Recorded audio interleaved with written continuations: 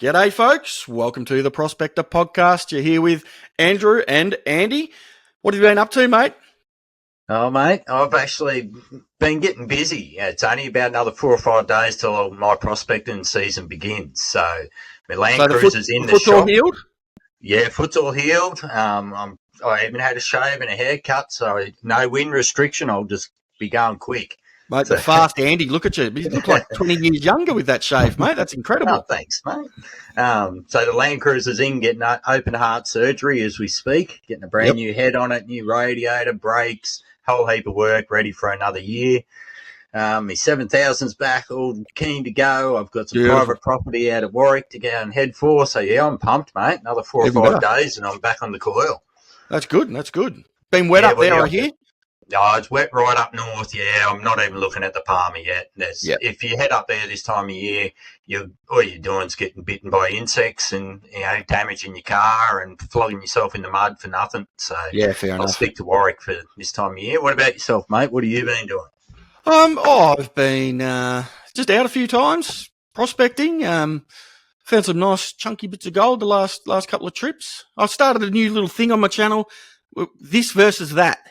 So I've done inline crevice versus a crossflow crevice.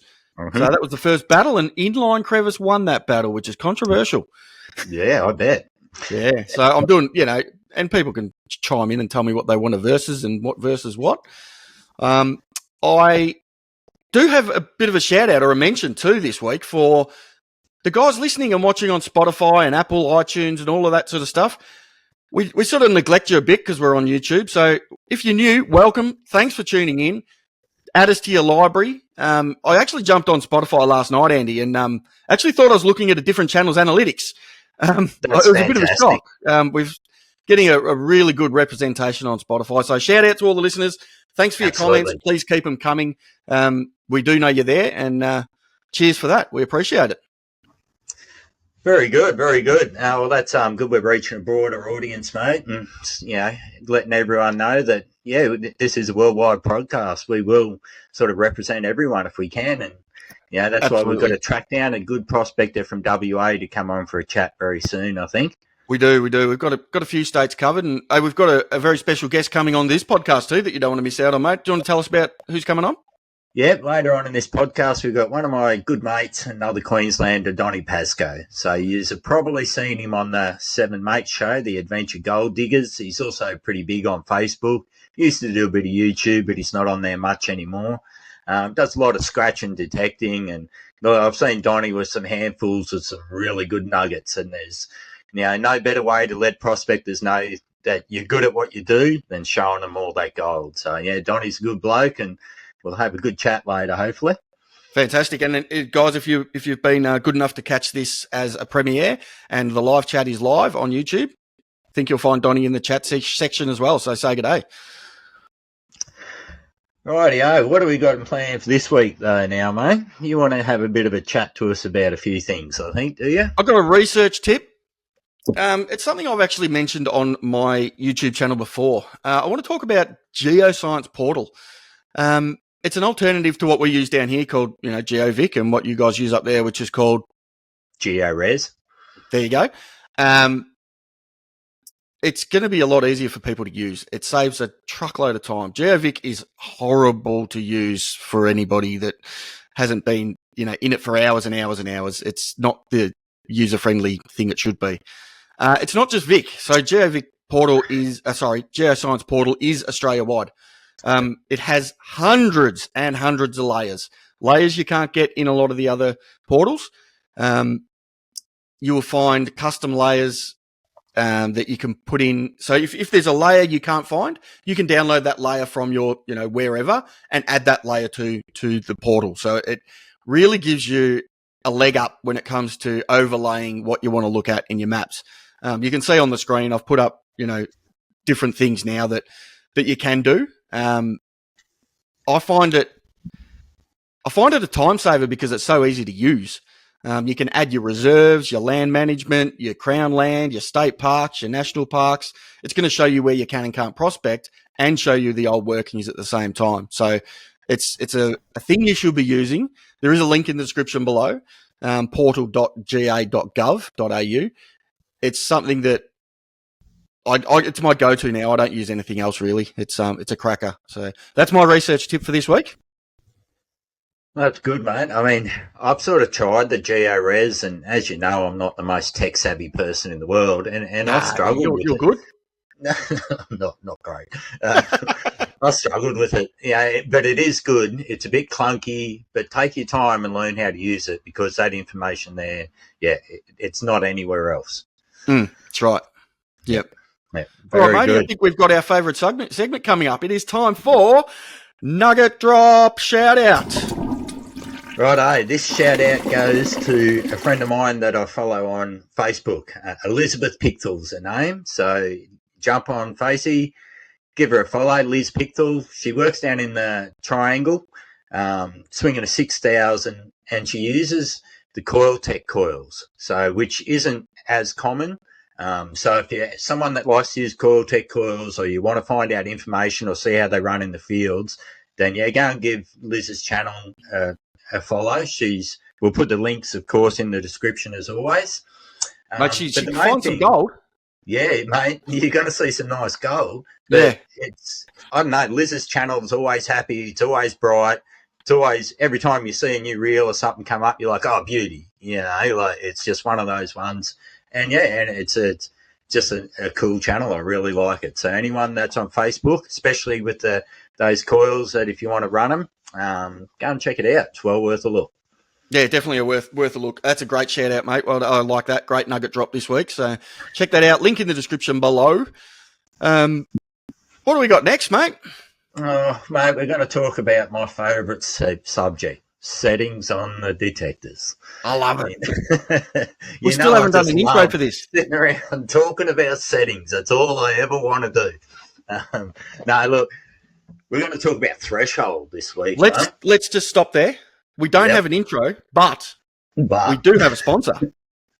Oh, that's right. Yeah, how could we forget that? It is brought to you by mattscrevistools.com.au. If you haven't seen Matt's gear, make sure you check it out. There is a link in the description below to his website. It's all Australian made, built tough. Crevice tools, bucket classifiers, baskets, snuffer bottles, and the mobile backpack high banker. I got to tell you, it's the best high banker I've ever owned. It is a weapon. So go and check out his new product, all his products. There will be more coming soon, so keep an eye out for that. Do yourself a favour. Look, he's by far the best fabricator in the prospecting community. I've got no doubts about that. Made for prospectors, by prospectors. Check out Matt's Crevice Tools. Thanks, mate. Off you go. Beautiful. Excellent. All right. Thanks, Matt. Just so you know, I do love doing a bit of crevicing, so I'll probably give him a red-hot run up at the Palmer at some stage this year. So I've neglected crevicing for years because I've been on the TV show and we just had to concentrate on bringing as much big detectable gold as possible all the time. I love crevicing. But my true love was always sitting down on a creek, scratching out a crevice somewhere and doing a bit of panning. So looking forward to that. But anyway, this week we're going to talk about threshold. Who doesn't love listening to a good old bit of threshold noise? So I'm going to talk about when I very first started prospecting first. The first detector I used for chasing gold was a 3500. Now, anyone that used the 3500s would know that back in their day, they weren't a bad machine. But looking back in hindsight now, they were wobbly, they were unstable, they didn't punch much depth. They went okay on biggish gold, but rubbish on most else. And the threshold on those things could literally drive you crazy. As time went on, the 4000 was a bit better. The 4500 was okay, a bit chattery. Then the 5000 came out, and that threshold, you could stabilise it really, really well. I had one of my good mates, Jay Ford, borrow my 5000 off me one time, and he brought it back and gave it to me and described my threshold as boringly stable. He said it just never moves, and that's the way I love when I do run threshold. That's the way I love it. I don't like to push my detectors right to the limit and have any noise coming through that shouldn't be there. But then I started using the 6000 and the 7000, and I had a few mates that are like, try these settings. And one of the settings was with no threshold on the 7,000. It changed everything for me, mate. I hardly ever run threshold anymore. Now, this might just come down to the individuals. Some people say they'll find more nuggets by running threshold and hearing the variance in the threshold, where others like to run with no threshold so that any tiny squeak or noise you get, you know that that's fair chance. Well, there's something upsetting the detector, so you're going to investigate. Personally, now I love running with no threshold at all. On the 6,000 and the 7,000, I've got my, the 6,000 I run on the 11 auto setting a lot when I'm, open prospecting. When I'm on a patch or somewhere that's really good, I'll slow down, come back onto a manual setting, but I'll still find myself turning that threshold off. My ears really appreciate that. I was starting to get the bad tinnitus at the end of the day, put my head on the pillow and there was my threshold noise still just rolling around in my ears. Yeah. So getting rid of that was a really good thing. But it does come down to the individual. Some of us just hate hearing threshold. Some like a high pitch threshold. Some like a low pitch threshold. That's all individual hearing. But personally now, on my 7,000, my threshold setting is on 7. So anyone that runs the 7,000, some of you are probably going to give this a go. Drop your threshold right down to a 7 now. And it basically just turns your threshold off, but not completely.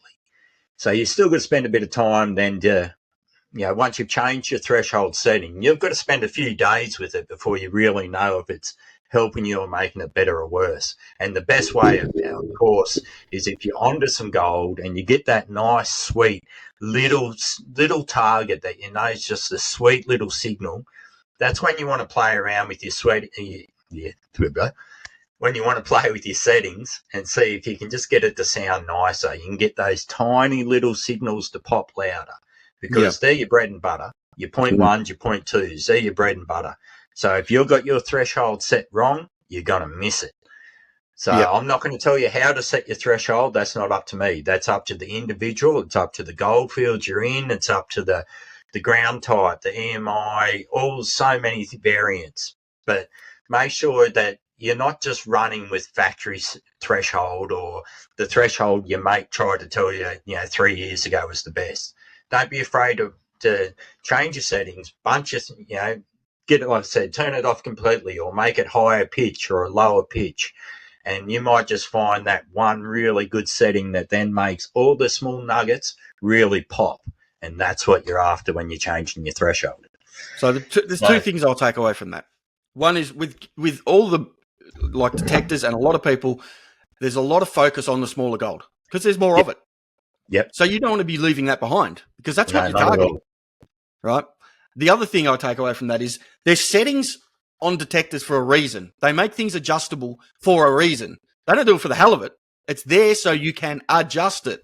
So you've got to use these settings and adjustments to have it running the best for you. Yeah. Yeah, that's right. And, that could be, if I found a patch of gold and I've already run the 6,000 over it and then I'm running the 7,000 over it, I'm not running the 7 so that it's set to find small gold because I've already put the 6 on it. So then you're using it to your advantage and you're trying to punch some depth and make sure there's nothing big. But then with the 6, you're setting it to, to get all those tiny little 0.03s that annoy us. But at the end of the day, they don't annoy me, mate.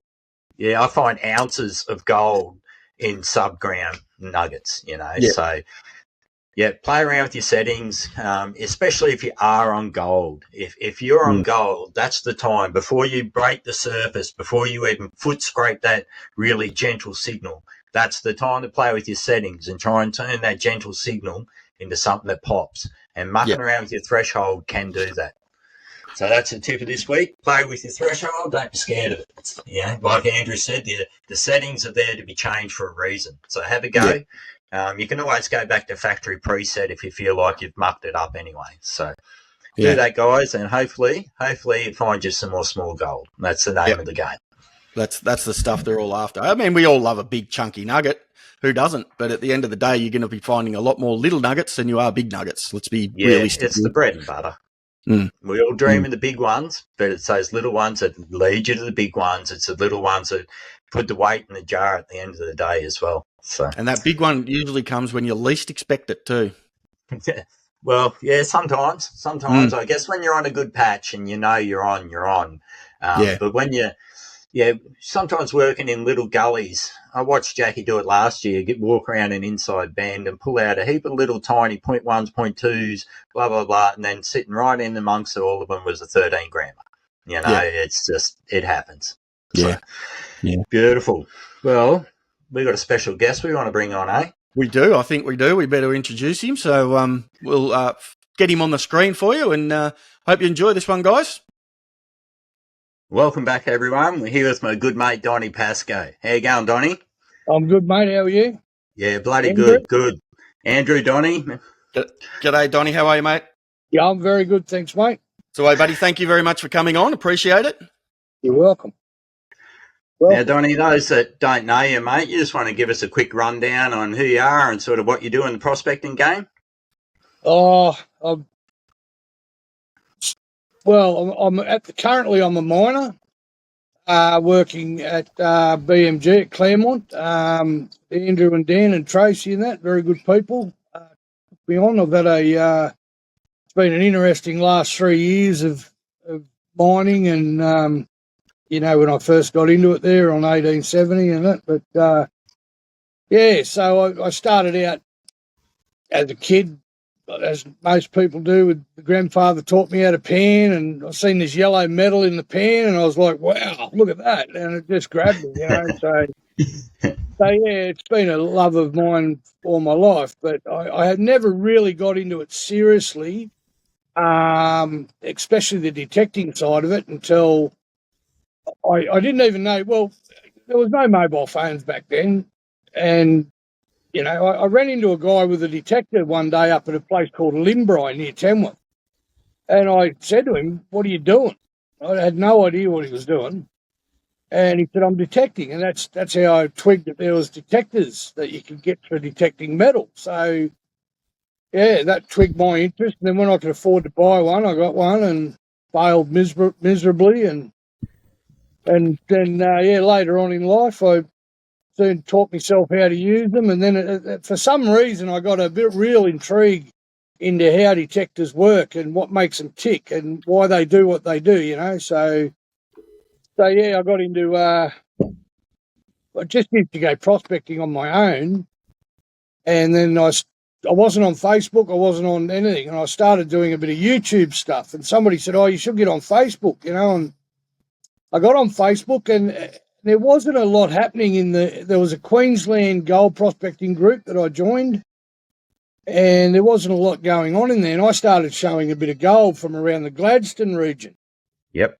And a bit of interest started getting twigged, and so it just evolved from there. And then I started doing a few events because there was nowhere to go around here. So I got some private property and invited people out to go and have a bit of an event. And that went well. And then a lot of people got into me and said, "Oh, you should do some training." So I started doing some training, and then I've just kicked on from there. Yeah, excellent. So you're based out of Claremont nowadays too, of course, out there and amongst all the desert and the heat. How you find it, mate? You been going all right? Yeah, look, it's up and down. It's a hard game. Anyone who thinks gold mining is easy, they're kidding themselves. I'll tell you now, it is a hard game, and when you're on, and it's great, and when you're not, it can be bloody near financially breaking. Mate, could you just touch on for the listeners? Just let us know what sort of mining you're doing. What are you doing?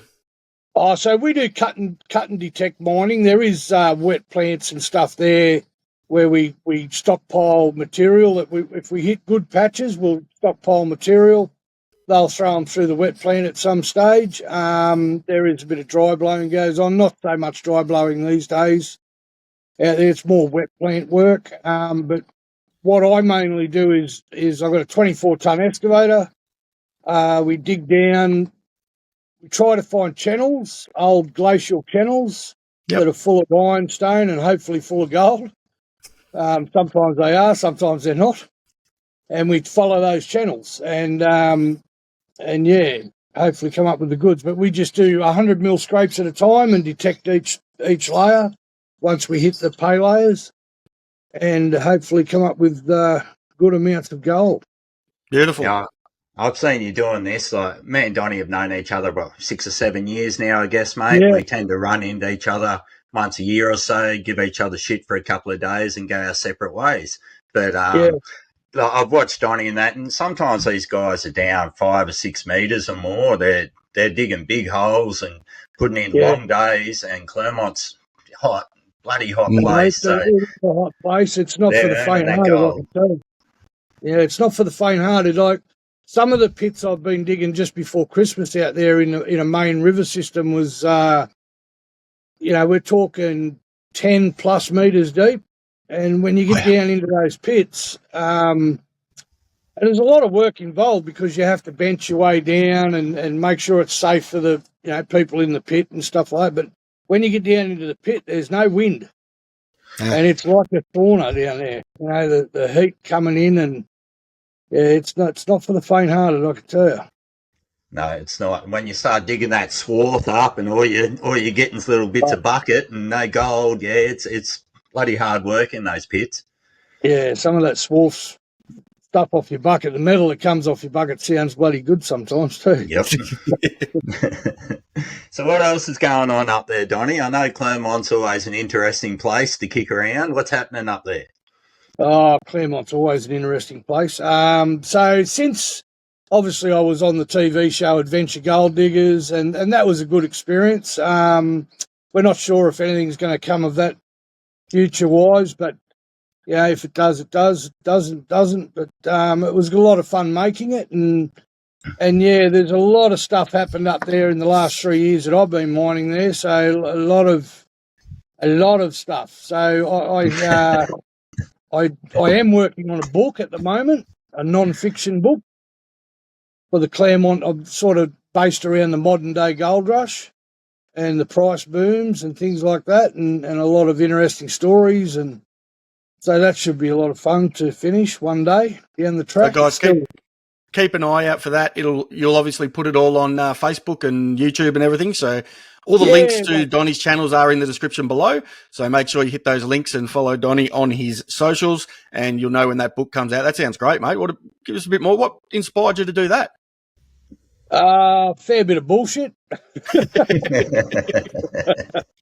Oh, mate, it's been a roller coaster the last 3 years for me in the mining game, and I almost got out of it and got brought back in, and thought everything was great, and I thought I could see a light at the end of the tunnel, and quite a few times that light got closed and then reopened and closed and reopened, and so I thought there was a lot of good stories in there and a lot of stuff happening around the place. So I decided to put pen to paper.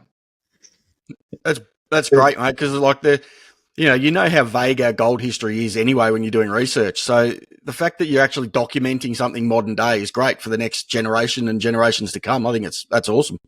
Yeah, it's a bit of a mixture. It's about things that have happened, personal things that have happened to me, personal things that have happened around me. It's also got to do with the type of mining we do and gold we've found, and a bit of old timers stuff in there, and a bit of stuff for everyone. No, that's good. I'll look forward to it. I want a signed copy, please. Yeah, no worries. I'll personally deliver it. So it was a bit of fun. And obviously I do gold. I've been doing some gold sales on the gold page that I've got, Gold Sales Australia. Just went through a bit of gold that I'd found at Clermont, and also selling some stuff from Charters Towers, which I've got a piece here if you'd like to have a look. Give us a look. Absolutely. So this one comes in about half a kilo. Half a kilo? Yeah, it was found about. Yeah, it's got a bit of slowly getting rid of the quartz off it. Been acid washing it and trying to get rid of the quartz. We don't want the quartz on there. We just want to sell the gold as gold. Wow. But yeah, it is a. I'll just turn it around. It is Stick it right in the middle of the screen. We don't need to see your head. We'd rather see the nugget. Yeah, I just kind of see where, there it is. There you go. There we Oh, go. look at that. Holy Yeah. hell, that's a monster. But look at the structure in that. Yeah, it's Wow. Crazy. Yeah, that's beautiful very- gold. great example of reef gold. So yeah, guy just stumbled across a side of a hill around the Charters Tower area, and yeah, bang, got on. Dang, prospectors' dreams. Yeah, you're not wrong. Yeah. So I get this is where people wish they could take an excavator in and start digging. Yeah, well, put a lease on it's the other option, but we know that's not that easy in this day and age either. Yeah, and that is the problem these days with leases. It's the government make it so hard, especially state forests and things like that. You've got to jump through so many hoops to get these things happening, and this is where you run into trouble with prospectors versus private property and miners and things like that. A lot of that's been happening up there too. We've had people come onto the leases, and just recently, Dan, the manager in the mine that I work on, a contract on there for them, and he had gear stolen from the cut. People have gone on there and just stolen his pick, stole his tools, stole his pick, his scoop, it's just, it happens. Yeah. It's happening up there, and it needs to stop. But yeah, the mines, it is a hard game to get into, and once you're in it, you've got to be vigilant and try and keep on top of all that sort of stuff. And yeah, it's not like they wax stick fences up or anything. So yeah, I don't know how you do it, mate. I love my sort of prospecting where I've got hardly any mechanics and freedom and no one to deal with, and use scratch and detect operators on leases. You're almost the opposite. You're in amongst the politics. You've got to deal with the government all the time. You've got to deal with trespassers and so much crap. I actually feel sorry for you sometimes. It's a battle. Yeah. But like I say, when the times are good, it's good. And, when the machines are running sweet and no hoses are breaking and things like that. Are flowing. Exactly right. But it's good up there. Like I did do a lot of prospecting in the Claremont area prior to the mining side of it. And I did a lot of training up there. I started doing training up there years ago, and have trained thousands of people have come along and done training with me, and which is, I feel good about that. I like to share. I like to let people know how and why and where and things like that. So yeah, it's been a bit of fun up there. It's a massive alluvial field, and there is still good gold there if you're willing to, you put in the time and the effort to try and find it. It is there. I've seen a lot of good gold. Seems to be the case with most gold fields, doesn't it? If you put in the time and the effort and the research, there's still gold there. Absolutely. Trying to drum into people that it's not just a matter of going and buying a detector and walking out there. See, a lot of people still today, think that they can go and spend a couple of $100 on a Go Find 44 and go to a gold field and find gold. They don't understand the way these machines work, like the fact that the hot ground, and they don't understand the mineralisation that affects the machines, and these lesser priced machines just cannot handle it. Even the 7,000 struggles sometimes in hot ground, so you can imagine what these VLFs are like. They're just not built for it. But I use one. I know what they're like. Yeah, but so it's just teaching people, and I still do training up there. We've got training coming up in March and April. You'll see it on the sites there if you just jump on. But we do 3-day monthly training, and we also do one-on-one stuff anytime. If anyone's got time, they want to knock off work, come up there and do a bit of training. We do one-on-one stuff. What's your focus? What do you train on? What do you sort of? Well, it's usually the SDC 6000 and the 7000, GPX 6000 and the GPZ 7000. Mhm. But every now and again, people will show up with an odd one, and yeah, we try our best with them, but we give them a go on the other machines, the better machines, and we've always got them available for them to try. So yeah, they get to have a look at both worlds, and then they realise that the more expensive machines, why they're more expensive. Yeah. Yep. But I think it'd also be a really good thing to come up and do some training with you for someone who's thinking about getting one of those expensive machines and doing a training day with you, finding out the weight, finding out the settings, seeing if they can actually hold on to the thing for more than an hour and what it can actually do before they spent that money. I think it'd be a wise investment to do a day training with you than just go out, spend the money and walk around in the park with a 6,000 or 7,000. Absolutely. I've seen people buy 7,000s and they bring them out in the bush and then they realise that they haven't got the strength to hold these things up all day, and the GPX 6000 was brought out to sort of combat that, I suppose, was, very lightweight, very strong, powerful little machine. And it's definitely a learning curve. So, before you buy, come and try and work it out for yourselves so you know what suits you. And they can book all that through your Facebook, mate? Yeah, absolutely. Just PM us on Pasco Loads Prospecting page. And links are in the description below. Awesome, mate. Thank you. Plus, I'll put your gold page. I'll put your gold page up too, mate. You'll have to send me the link for that, and I'll put that in the description below as well for the gold sales. Yeah, okay. Yeah, Gold Sales Australia. Cool. I'll whack it in the description too.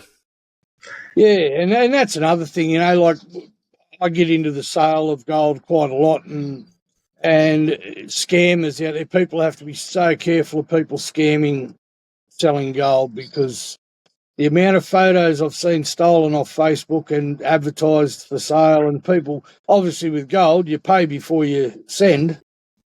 So people have paid money and the gold has never come. So yeah, I don't think that's just gold with Facebook. I think that's a lot of things. That's everything. Oh, absolutely. Yeah. Absolutely. Yeah, absolutely. But a little bit of, I guess, in the game, like I see a lot of stuff, like there's misinformation out there, as Andrew would know. There's a lot of misinformation out there that, everyone's an armchair expert when it comes to prospecting and things like that, and they've all got their two bobs worth to throw in. But if you really want to learn how to do it, consult the experts, consult the people that have been doing it for a lot of years, As a living too, not as a hobby. We're out to make a living out of this, so we're being as good at it as we can be. We're not playing hard games. We're trying to find as much gold as we possibly can. Yeah. Oh, and there's a lot of people out there that have been doing it longer than me, and doing quite well and made quite a good living out of it. People that aren't even on social media out there doing it. But the people that get on Facebook and they throw their two bobs worth in, and then the people just end up with I don't know what the hell to do. I'm getting this information off this bloke and this information off this person, and it's a minefield. It's a big topic. Yeah, absolutely. But if anyone's thinking of, sorry. What's a tip you could give someone that's going to Clermont for the first time into the GPAs, mate? What would be the best tip you'd give them without wrecking your training courses? Oh, yeah, no, that's fine, mate. I'm an open book when it comes to training, mate. I don't hold back on anything. I try to teach them everything. And I've got some really good guys with me. I've got Alan Holdsworth, which is a local prospector out there, very good, and Mal Riley. Yep. Both very good prospectors. They helped me out with the training. And look, what the best advice I could give for someone that wanted to come to Clermont would be obviously do some research before you come. Find out where the GPAs are. Find out where the old timers did their work and work from there. I mean, old timers, They did the hard yards. They did the prospecting. They've given us the best indicator. Well, that is the best indicator for gold is the old timers. So you can, but it is a massive alluvial field, so you're a chance of finding gold anywhere really on these gold fields at Claremont. Depth of ground is probably the most important thing I could tell people, is to make sure that you know how deep your detector punches, and make sure you stick to that depth of ground. It's no good of walking around in an area where there's 2 meters of topsoil before the gravel. Yep, good advice. Yeah. So, yeah, depth of ground's probably the big one. Vegetation, some people have it mixed up. They think that vegetation's got something to do with the production of gold. I think some people, but realistically, gold is always moving, as you know, Andy and Andrew. Gold is always moving, and one of the best things that will pull gold up in a gold field is tree roots.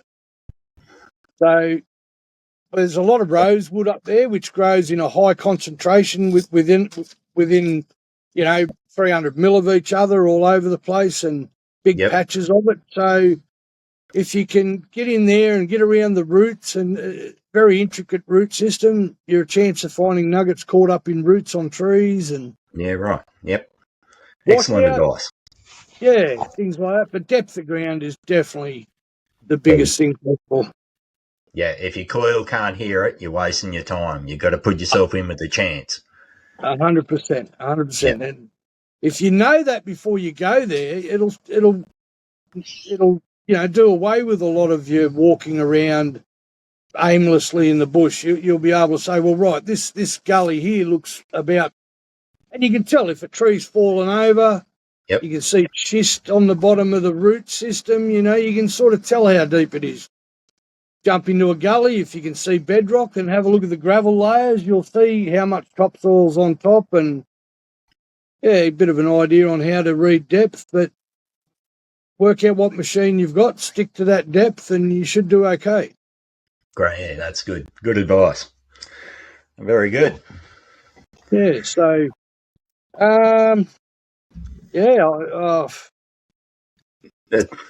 Sounds to me like the best thing for someone to do if they're coming up to Claremont is jump on Facebook and do one of your training sessions. That's what I'd be doing.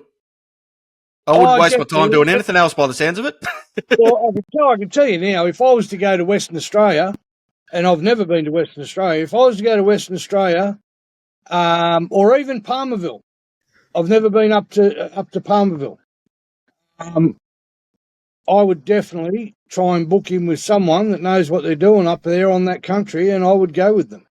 Yeah, it's a smart thing to do. It gives you a really quick head start. If you're getting months and months worth of knowledge in a few hours about all these simple details like ground depth and vegetation and rock types that matter, then you fast tracked yourself considerably.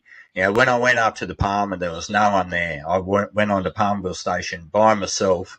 And it was honestly about 6 weeks before I cracked the code and started finding good gold. That first 6 weeks, I thought I'd wasted all my time and effort to get there, and had no one to help me or show me around really. And it was a couple of locals with just a couple of sentences of local knowledge that changed everything. And about 3 days later, I hit my first patch, and then the penny dropped and away you went. So yeah, absolutely catch up with someone that knows what they're doing. It'll fast track you. Oh, definitely worth it. I mean, like I said, if I went to Western Australia, I'd book a tour. I would definitely go on a tour. Different ground, different country, stuff I've never seen before. I would struggle probably. Absolutely. It's a different world. Like, we're so used to prospecting, the side of the Great Dividing Range. And I said to Andy when I was up in Warwick with him that the ground in Queensland is identical to the ground in Victoria. You could swear to God you were in the Golden Triangle. It's identical. It's the same mountain range. Absolutely. Look, every little field's obviously got its quirks and the way it works, but generally speaking, if you can read ground, in one side of the east coast of Australia, you're going to be able to read the same ground anywhere up the east coast. Oh, exactly. I mean, if it was me or Andy going to Western Australia, we'd be heading over there with a good idea, but to get that local knowledge, it's no different fishing, really. Yeah. You can go fishing in the river, but if you can get to learn local knowledge, you'll catch a lot more fish. That's right. 100%. Excellent. All right, So what's in guys, store for the future, mate? Give us a rundown. What are your plans moving forward? Just keep scratching detecting, or? Well, we have a mining lease in application at the moment. Waiting for that to come through. I mean, that with a couple of other people or with another person. I won't divulge who that is just yet, but yeah, we've got a mining lease application in, a couple of 100 acres. That who knows how long that will take to go through. We're hoping it won't take long at all, but with the government the way things are, it could take quite a while. And yeah, at the moment I'm currently, like I said, I'm contract mining for BMG up in Claremont, and really good people. Yeah, it's been good. They've got quite a few leases to dig and plenty of ground to dig, so yeah, it's really good being there. At the moment, I'll just stick to the mining and the training and pretty much do it all again for another 12 months and see what the next year brings. But yeah, hopefully Very no good, breakdown. You can always bank on them. They're always going to come. Oh, absolutely, absolutely, they will. And but we'll be doing the training, and like I said, there's training available any time. If someone decides they want to come up for a weekend, just give us a call. We can try and fit you in for a one-on-one session, few hours, 8 hours, whatever, couple of days, whatever you want to do, you know. Yeah, I think that'd be a very wise choice for anyone to make. And like I said, all the details are in the description below. Instead of looking at our three ugly heads, just so you know, Donnie, I've also had your pages coming up as well during this. So yeah, cool. I don't claim to be an editing extraordinaire. I just I try and do tricks. Probably one more tip I'd give to people when they come up there is just make sure you know exactly where the GPA boundaries and stuff are. You don't want to be wandering onto people's mining leases and things like that, and private property and stuff. It can be a bit of a minefield up there with that sort of thing, and you end up finding lead in a way you don't want to find lead.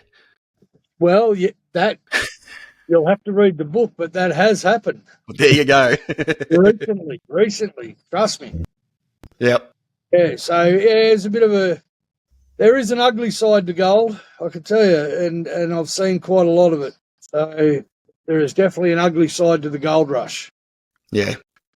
People trying to crawl over the top of other people to get to where they want to be and things like that. So friends losing friendship over things and seen it all in the last few years. And with the price, when I went into mining, the price was down, or I think it was around $2,000, somewhere around there.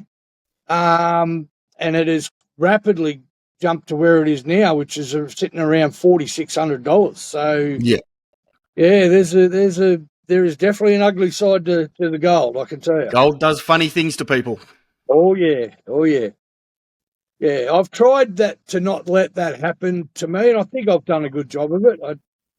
I haven't, let that sway me. Mm. I suppose to me, I love gold and I love everything about it, but to me, as a businessman, as a miner, gold it's just dollars to me. Mm-hmm. It's not something that I want to put in the cupboard and look at every day, you know. Mm-hmm. You know what I mean?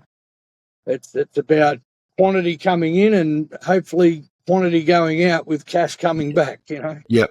That's the main aim. So, but and if you can keep that, if Sorry? you can keep that mindset, it's a lot easier. You don't get as attached and as emotional. Probably is the best word for it. People get emotional over gold and get their feelings involved when, at the end of the day, it's a shiny rock in the dirt. Come on. Yeah, it's a very shiny, pretty rock, though. It is. And we all like it a lot. No room for romance in business, fellas. It's about business, not. That's right. As much as we all love seeing beautiful big nuggets and all that sort of thing, I mean, I'm the same. I'm in it to make money. Absolutely. And, and that's the way you look at it. Sure, I mean, we all love some of the nuggets you find. They're beautiful. You want to keep them forever. But then the bills roll in and you remember you can't do that. You've got to sell it. Yeah. Yeah, exactly. And then there's right. people like me that are just hobby weekenders that I've still got my first big nugget I've ever got. I've got all my pickers in a jar. Like, I keep them all. I'm not selling them. You know, one of the biggest, Andrew, not you, Andy, I'm talking to the other Andrew. You know, one of the biggest things that annoy me when I'm mining is when a bloke, a skinny little fellow with a GPX 6000, walks up the hill from where you're mining and pulls out like a 13 grammer out of the ground at 200 mil deep. That really annoys me. Yeah. Baby face sitting over here to my left. Would that be the bloke? I wasn't real popular that day. I'm pretty sure that was him. Especially when I'm They thinking invited me on the finding lease. So go for a detector, Andy. First, it took me about 2 hours. I had half an ounce of gold, and I said, that's it, I'm pulling up. I feel bad. Yeah, that's quite annoying, I could tell you. I've got a pretty keen ear. I mean, you know what it's like, Donnie, when you spend that long on a detector, mate, there is not a whisper getting past your ears. You pick everything. Yeah. And that's probably another tip that you've probably told people too, Andy, is you cannot go slow enough with that machine. You need to block all the other sounds out. Best advice I can give is wear a pair of headphones and really go as slow as you possibly can. And if you hear something that is a little bit repeatable and doesn't go away, investigate it. Always investigate it. Yeah, boot scrape, you know. I spend half my day scraping ground, chasing ghost signals that aren't there. But only 2 or 3 of those ghost signals have got to turn into real signals and my day's made. You know, you just investigate every sound. 100%. And that's the problem. Like, people hear ground noise and it sounds like a target. It can sound like a target. It won't go away. And they don't know how to balance their machine properly to get rid of it or investigate it. You know, and the one that you come across could very well be a deep nug. Who knows? Yeah. Dig every target. Yep. Absolutely. Within reason. Now, if you pulled up 15 lead bullets, I'd probably it's time to move on. Yeah. Take 20 steps. 20 bits of wire. Yep. Yeah, I know. I've done some gullies around Warwick where the wire to gold ratio is about 50 to 1. And the gold was good. They were often 1 grammers, a 3 grammer, you know, but if you have a bad day and you dig 200 bits of wire and no gold, it's pretty rough going, you know. Yeah, absolutely. Yeah, junky spots. See, this is the time of year up there in Claremont too, where we've had a bit of rain and the grass is starting to grow again, and it makes it hard. It does make it hard. When I first went up there was no grass anywhere to be seen, and now there's a lot of grass. So you sort of got to you're limited to where you can sort of fit your coil. But there are places up there. If you hunt hard enough, there's plenty of places around that you can still swing a coil and still find a bit of gold. Beautiful. Sounds good. Well, matey, thanks for coming on. I really appreciate it. It's been great giving an insight to a different part of the gold world, because I'm a hobbyer. I call myself a hobbyer. I get out 3 times a week. I'm probably a bit more than a hobbyer, but it's good for the listeners to get that different side. See what you're up to for those that do know you already, and there's plenty of people there that do know you already. Like I said, guys, all the links in the description below. Check out all Donnie's stuff. Awesome. Hopefully I'll catch up with you soon in Queensland, mate. Yeah. No, I've really enjoyed it, boys. Thanks for bringing me on. No, it's been a pleasure. Thank you for coming on. Thanks, mate. Thanks, mate. All right, thanks, Donnie. That was a great little chat, mate. Righto, Andrew. Well, we haven't got too much less to discuss, but there is something I was going to quiz you on, actually, mate, as the panning expert in this trio. Well, that's a big term, expert, but yes. Yeah. Mate, when you hit a creek, when you walk into a new creek, what's the first thing you're looking for when you're trying to find the best spot to do a pan? Capture points. So those gold traps. it's good if you can see them. So if you can see exposed bedrock and you can see, or changes in bedrock too, it might change from slate to mudstone. There's those changes in anything that's going to change the velocity of the water flowing down a creek. So they're your dropout zones, as we all know. So those traps are pretty much what I look for. I'm not a big one on gravel on the inside bend. A lot of our material is very sandy, lots of material with it. So, you might be doing 100 litres of material to get what I'd get in half of a crevice. So, I'm doing that in one pan, not even a full pan sometimes, and I'll get whatever I get in a crevice. I'll also look for, I like drop-offs, actually, step-downs in the creek as well. Right. They tend to prospect really well. So it doesn't have to be a traditional in-out crevice, like where the bedrock comes along, steps down, and keeps going again. Those step-downs, if there's material in there, I'll usually work those as well. I really like them, but generally looking for the bigger boulders on top of crevices and things like that where, the heavies are stopping when that thing's flowing. Yeah, sure. I guess the other thing I look for too is indicators like flood debris in the bank. Just helps you visualize. So when the flood, where the flood debris, you can go, okay, if the water level was up here, what would this creek look like? And most of the time you're like, holy hell, I'm digging in the wrong spot, because it's straight or there's a lot of drop down in, decline in the creek dropping down. So it's going to be way too fast for anything to drop out. So it's just, little indicators that I look for and things like that. But yeah, they're sort of the main things I try and hit. Yeah, well, it's not much different to prospecting or detecting a creek as well. I'm certainly always looking at where the creek used to run 20,000 years ago. So, your low terraces and your high terraces, because when you're detecting, you're stepping up out of it. But it's exactly the same theory in that you're standing in the middle of the creek thinking to yourself, so in that 1 in 10,000 year flood, what does it look like where I am right now? And trying to understand where the slack points are going to be when gold's really getting moved. Because your average summer storm's not going to move gold. You need serious rain events to move gold.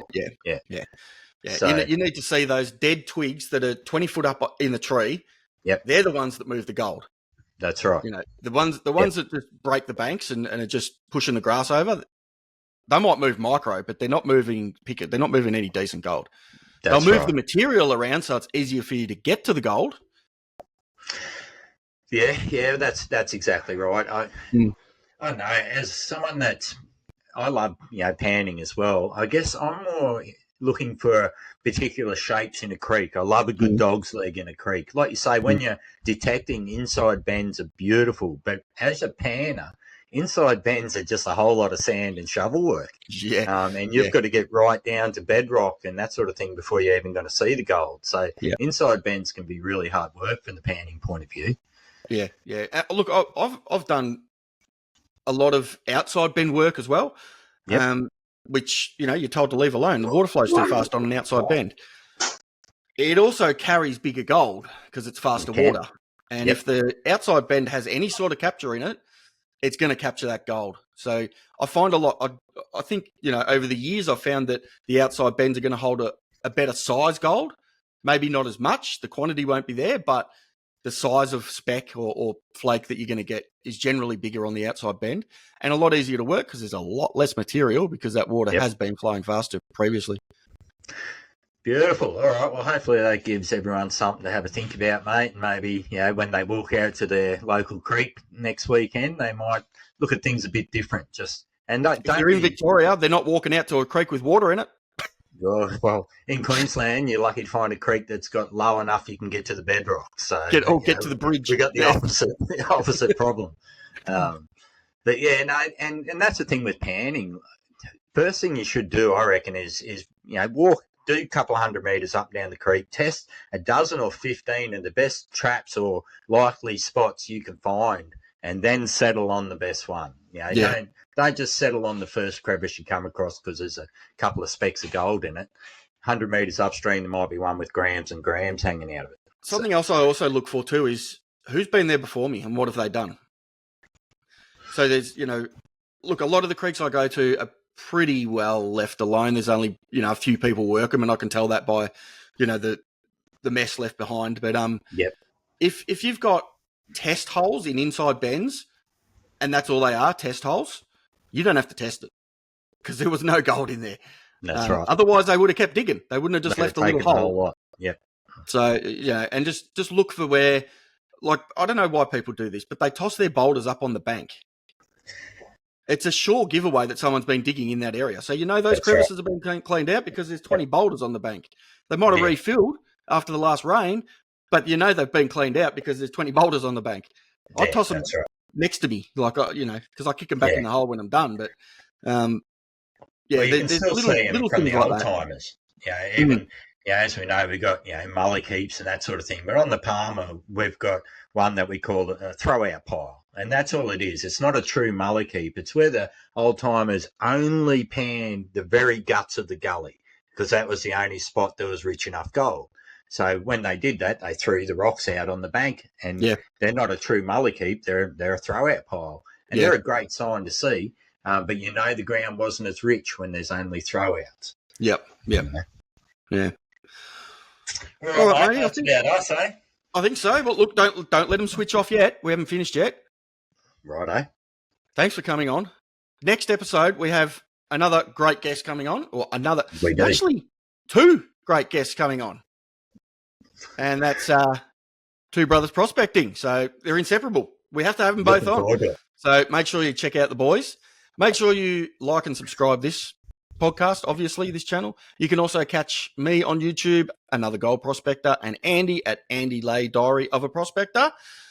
That's about it, mate. I think you can turn off now, guys. Beautiful. Thanks for listening, everyone. Thanks for tuning in. We'll see you next time. Bye.